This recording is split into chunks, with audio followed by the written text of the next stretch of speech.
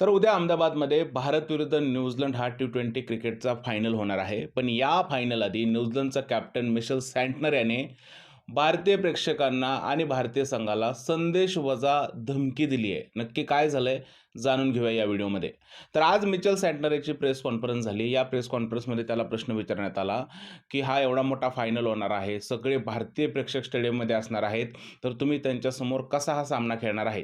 यावर बोलताना Mitchell Santner बोलला, की जर का ट्रॉफी जिंकण्यासाठी आम्हाला भारतीय प्रेक्षकांची मनं दुखवावी लागली, तरी काही सुद्धा हरकत नाहीये, पण आम्ही ट्रॉफी जिंकणार आहे. आता मिशेल सँटनरच्या या स्टेटमेंटला पॅट कमिन्सच्या त्या स्टेटमेंटबद्दल जोडलं जातंय. ज्यावेळेस 2023चा वर्ल्ड कप होणार होता, त्यावेळेस पॅट कमिन्स हाच म्हटला होता, की अहमदाबादमध्ये 1,00,000 भारतीयांना शांत करायला आम्हाला आवडेल आणि अशाच प्रकारचं मिशेल सँटनर यांनी स्टेटमेंट दिलेलं आहे.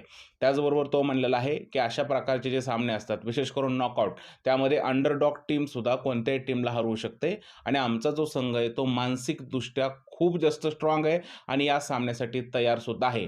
पॅट कमिन्सचं ते स्टेटमेंट आठवा आणि आत्ता हे मिचेल सँटनरचं हे स्टेटमेंट ऐका. दोन्ही स्टेटमेंट एकसारखीच आहेत असं वाटत आहे. दोघांनाही भारतीय प्रेक्षकांना चॅलेंज दिलंय. त्याचबरोबर भारतीय संघाला सुद्धा चॅलेंज आहे. कारण भारतीय संघाला परत अहमदाबादमध्ये फायनल हारायचा नाहीये. खरंच पाहणं इंटरेस्टिंग असणार आहे उद्या काय होणार आहे. न्यूझीलंडची टीम ही मानसिकदृष्ट्या तयारी करून आली आहे आणि भारत उद्या 1,00,000 प्रेक्षकांसमोर न्यूझीलंड संघाला हरवणार का? आणि भारतीयांना पुन्हा एकदा वर्ल्ड कप जिंकून देणार का? हे सुद्धा पाहणं इंटरेस्टिंग असणार आहे. तुमचं काय म्हणणं आहे न्यूझीलंड कॅप्टनच्या या स्टेटमेंटबद्दल? खरंच त्यांनी हा माइंड गेम खेळलाय की भारतीय प्रेक्षकांना चॅलेंज दिलंय? कमेंटमध्ये नक्की सांगा. व्हिडिओ आवडला असेल तर त्याला लाईक करा, शेअर करा आणि चॅनलला सबस्क्राईब करायला विसरू नका.